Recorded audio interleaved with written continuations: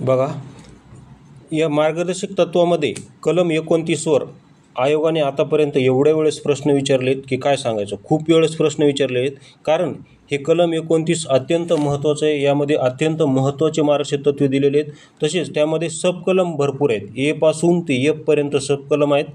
ते संपूर्ण कसं लक्षात ठेवायचं काय याची संपूर्ण भन्नाट ट्रिक्स या व्हिडिओमध्ये सांगणार आहे. फक्त व्हिडिओ शेवटपर्यंत पहा. तर बघा, सुरू करू. तर कलम 29 काय आहे? तर कलम 29 आहे राज्याने अनुसरावयाची धोरणे. राज्याने कशी धोरणे अनुसरवली पाहिजे, ज्यानुसार स्त्री पुरुष तसेच समाजातील सर्व लोकांना न्याय मिळाला पाहिजे, अशा प्रकारचे राज्याने धोरण आखलं पाहिजे, असं कलम 39 मध्ये सांगितलेलं आहे. आणि आता त्यामध्ये सब कलम आहेत 39A, 39B, 39C, D, E, F. हे संपूर्ण कसे लक्षात ठेवायचे एका चटक्यात एका मिनिटात सांगतो. फक्त व्हिडिओ लक्ष देऊन पहा आणि ऐका. तर बघा, 39 हेडलाईन पाहिली, राज्याने अनुसरायची धोरणे. आता त्यामध्ये सब कलम सांगतो. 39A आहे स्त्री पुरुष यांना उपजीविकेचे पुरेसे साधन मिळण्याचा समान अधिकार. बघा, परत काय सांगतो. 39A काय आहे? स्त्री व पुरुष यांना उपजीविकेचे पुरेसे साधन मिळण्याचे समान अधिकार. उपजीविका म्हणजे काय? अन्न, वस्त्र, निवारा. सर्वात महत्त्वाची उपजीविका कोणती आहे आपल्यामध्ये? अन्न, वस्त्र, निवारा. ह्या तिन्हीपैकी सर्वात महत्त्वाची कोणती आहे? तर अन्न आहे. म्हणून हे जे ए आहे ना, हे जे ए, तर हे ए फॉर अन्न असं लक्षात ठेवा. ए फॉर अन्न. स्त्री आणि पुरुष यांना अन्न मिळण्याचा समान अधिकार. कारण सर्वात महत्त्वाचं उपजीविका कोणती असेल तर ती आहे अन्न. माणूस एक वेळेस कपड्या वाचून राहू शकतो, निवारा वाचून राहू शकतो, पण माणूस अन्ना वाचून राहू शकत नाही.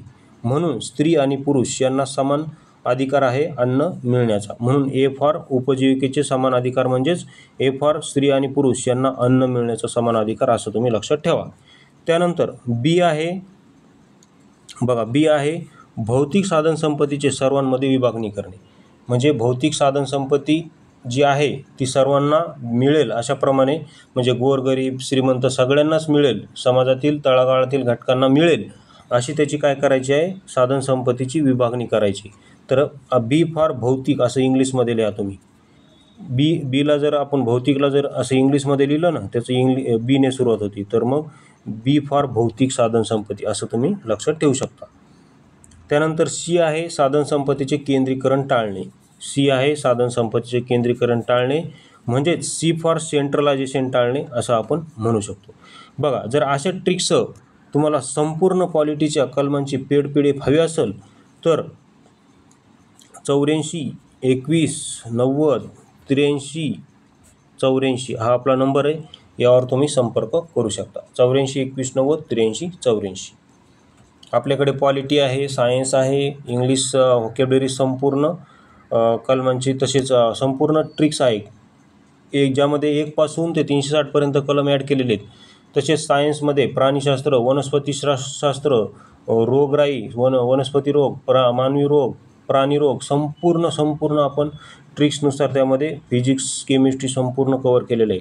इंग्लिशमध्ये वन वर्डची ट्रिक आहे, वन वर्ड आहे, सिनोनिम आहे, अँटोनिम्स आहे, कन्फ्यूज वर्ड आहे, इडियम, फ्रेजेस संपूर्ण आहे आपल्याकडे.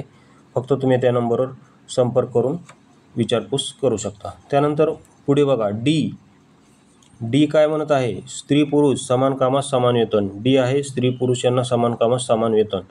तुम्ही आयोगाचे प्रिव्हियस इयर क्वेश्चन पाहू शकता. कलम 39 वर किती प्रश्न विचारलेले आहेत. तर डी आहे स्त्री पुरुष समान कामास समान वेतन. तर इथं कसं लक्षात ठेवायचं बघा, डी फॉर देना बँक म्हणा. D for Dena bank. Dena बँकेत स्त्री पुरुषाला समान कामास काय आहे? समान वेतन आहे, असं तुम्ही लक्षात ठेवा. देना बँक स्त्री पुरुष यांना समान कामास समान वेतन देते, असं लक्षात ठेवा. त्यानंतर ई काय आहे बघा, स्त्री पुरुष यांचे आरोग्य, बालकांचे कोवळे वय व कामगारांना न पेलणाऱ्या व्यवसायात घालू नये, असं सांगत आहे ई काय सांगत आहे? स्त्री पुरुष आरोग्य, बालकांचे कोवळे वय व कामगारांना न पेलणाऱ्या व्यवसायात घालू नये. बघा, आरोग्य शब्द लक्षात ठेवा. स्त्री पुरुषांचे आरोग्य यांच्याकडे लक्ष देणे, हा कीवर्ड, यामध्ये कीवर्ड आरोग्य लक्षात ठेवा. तर बघा, कारखान्यामध्ये जर स्त्री पुरुष आजारी पडले तर त्यांना लगेच डॉक्टरकडे नेऊन इंजेक्शन देणे, ही आपली ट्रिक आहे. बघा, इंजेक्शन कामगार आजारी पडले की लगेच त्यांना E4 इंजेक्शन देणे, म्हणजे त्यांचे आरोग्य सुधारेल, अशी आपली ट्रिक आहे. त्यानंतर शेवटचं आहे एफ काय आहे, बालकांचे शोषणापासून संरक्षण करणे आणि त्यांना मुक्त वातावरणात त्यांचा विकास करणे. मुक्त म्हणजे काय, फ्री, त्यांना फ्री ठेवायचं. एफ फॉर त्यांना फ्री ठेवणे, बालकांना काय करणे, फ्री ठेवणे, इकडं तिकडं फिरू देणे, असं फ्री ठेवणे. हे बघा, एफ फॉर फ्री ठेवणे, तसेच त्यांना इकडे तिकडे फिरू देणे, कारखान्यामध्ये फ्री ठेवणे, कारखान्याच्या आवारात त्यांना तिकडं फ्री ठेवणे जर सोबत घेऊन गेलं तर, असं तुम्ही लक्षात ठेवू शकता. तर अशा प्रकारे संपूर्ण कलमांची ट्रिक्स आहे आपली. पाहिजे असेल तर 84 21 90 83 84 हा नंबर परत एकदा सांगतो, त्यावर तुम्ही संपर्क करू शकता. व्हिडिओ पाहिल्याबद्दल धन्यवाद. आपला दिन शुभ जाओ.